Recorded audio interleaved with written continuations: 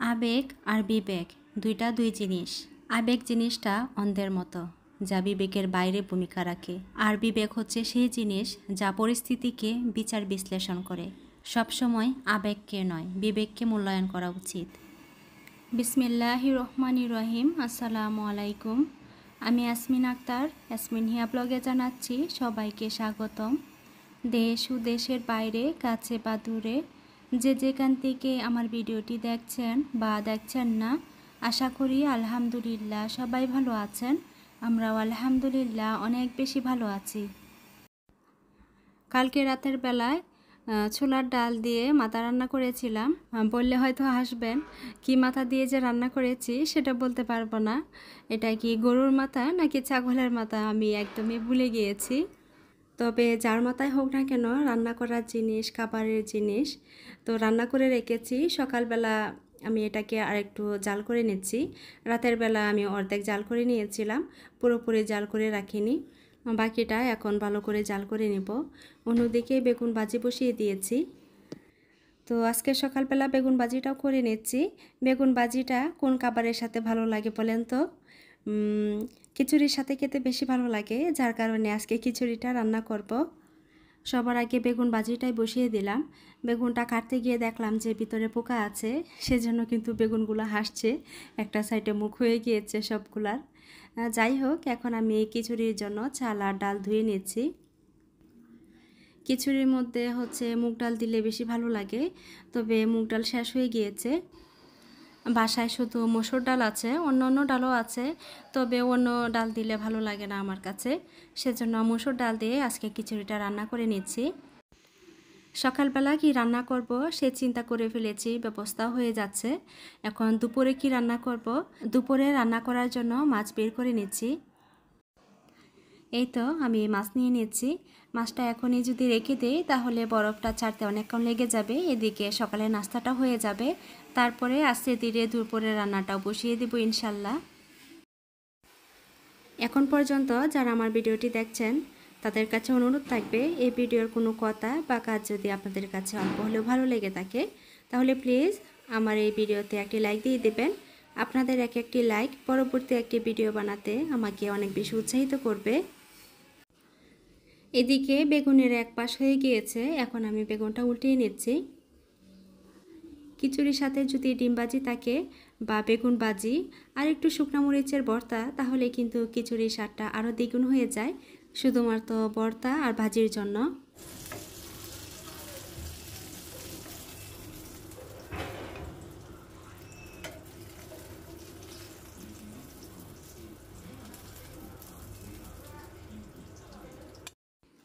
বেগুন ভাজিটা হয়ে গিয়েছে, এখন একটি প্লেটে উঠিয়ে নিচ্ছি। চুলার মধ্যে তেমন কোনো গ্যাস নেই, তো চুলার উপরে যেহেতু ভাজিটা ছিল সেজন্য খিচুড়িটা আমি ইলেকট্রিক চুলার মধ্যে বসিয়ে দিয়েছিলাম। পরে যখন ভাজিটা হয়ে গিয়েছে ইলেকট্রিক চুলা থেকে আমি আবারও এখানে নিয়ে এসেছি, মানে চুলার মধ্যে নিয়ে এসেছি। এখন আমি চাল আর ডালটা ভালো করে একটু ভেজে নিয়েছি। আজকে আমি খিচুড়িটা প্রেশার কুকারে রান্না করব। প্রেশার কুকারে এর আগে আমি কখনো খিচুড়ি রান্না করিনি, রান্না করেছি তবে সেটা পাতলা খিচুড়ি রান্না করেছিলাম। পাতলা খিচুড়ি তো রান্না করাই যায়, কারণ সেখানে পানি কম বেশি দেওয়ার কোনো টেনশন থাকে না। তো প্রেশার কুকারে আজকে খিচুড়ি বসিয়েছি, দেখা যাক কেমন হয়।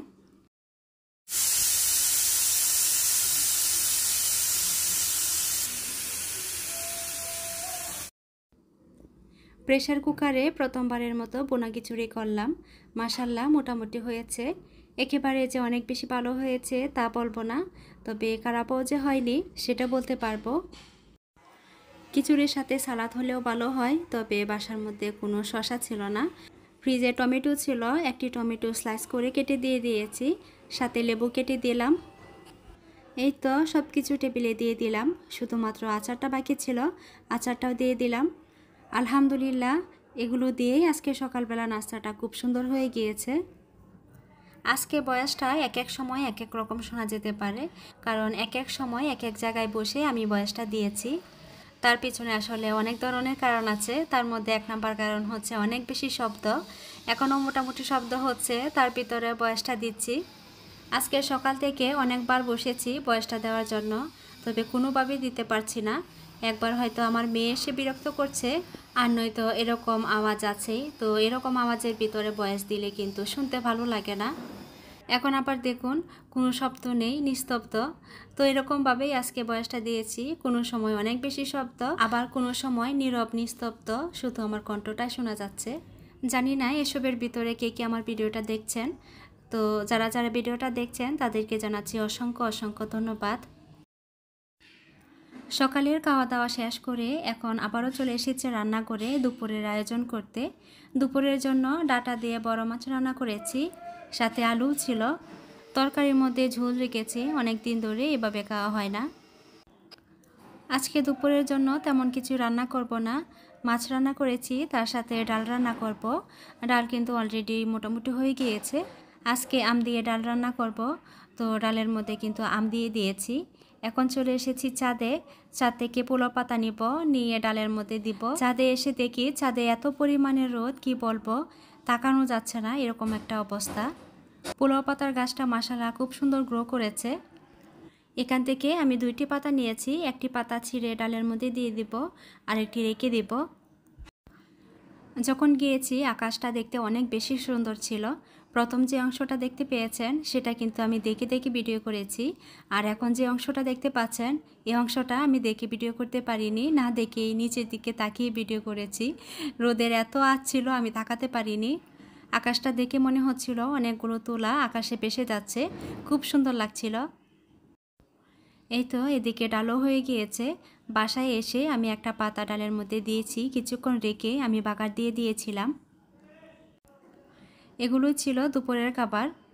তো অনেক তো হয়েছে। এখন পর্যন্ত একটি গুরুত্বপূর্ণ কথা আপনাদেরকে বলা হয়নি।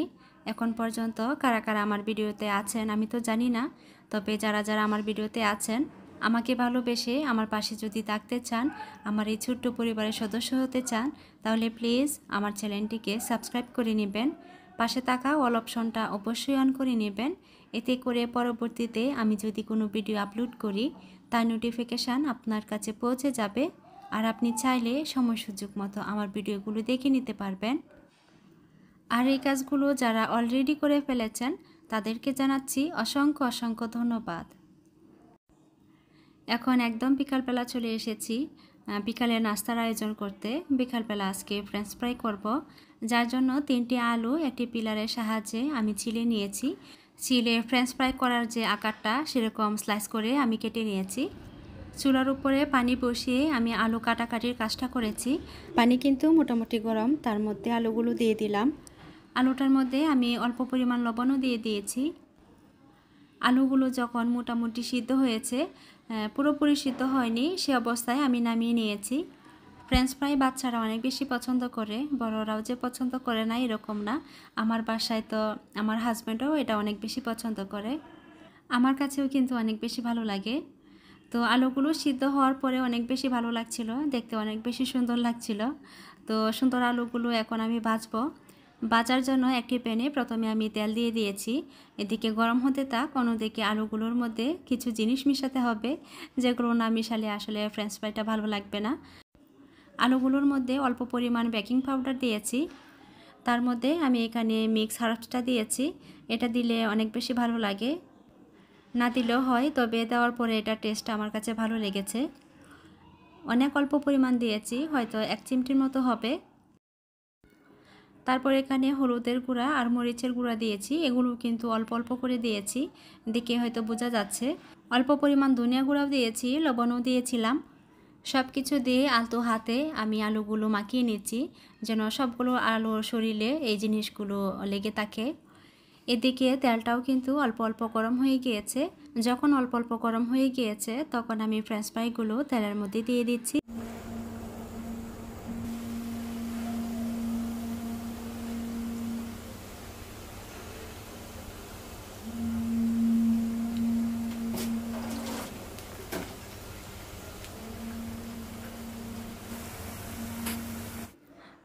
আলুগুলো বাছতে বাছতে এখানে একটি ছোট্ট গ্লাসের মধ্যে আমি সস দিয়ে নিচ্ছি।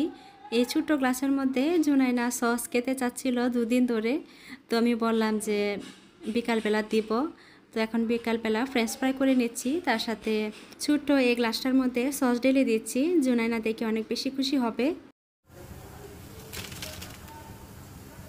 এখানে কিন্তু অর্ধেক ফ্রেঞ্চ ফ্রাই হয়েছে, আর অর্ধেক ফ্রেঞ্চ ফ্রাই কিন্তু এখনও চুলার মধ্যে আছে।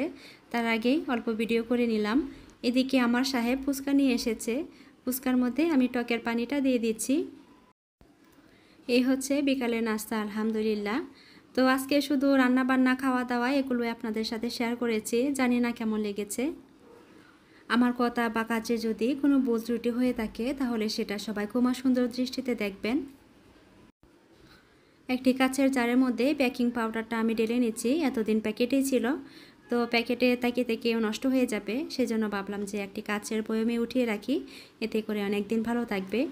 কাচের বয়মটা এভাবেই কিন্তু আমি নর্মাল ফ্রিজে রেখে দেব, আমি বাহিরে রাখবো না, কারণ বেকিং পাউডারটা দেখা যাচ্ছে যে সব সময় প্রয়োজন হয় না, অনেক দিন পর পর বা মাঝে মাঝে প্রয়োজন হয়, সেজন্যই নর্মাল ফ্রিজে রাখছি।